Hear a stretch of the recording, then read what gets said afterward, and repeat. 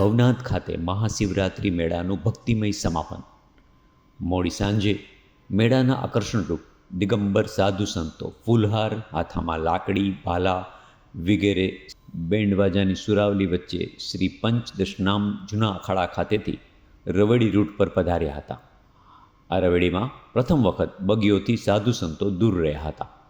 આ રવેડીમાં સૌ પ્રથમ શ્રી દત્ત મહારાજની પાલખી, ત્યારબાદ શ્રી પંચ દશનામ આહવાન અખાડામાં વિઘ્નહર્તા ગણપતિજી, બાદમાં શ્રી પંચ અગ્નિ અખાડામાં મા ગાયત્રીની પાલખી, પછી રમતું પંચ અન્ય અખાડાઓના સાધુ સંતો ધર્મધજા પ્રતીક સાથે વિશાળ સંખ્યામાં જોડાયા હતા અને હર હર મહાદેવ બમ બમ ભોલેની તળેટી ગુંજી ઉઠી હતી.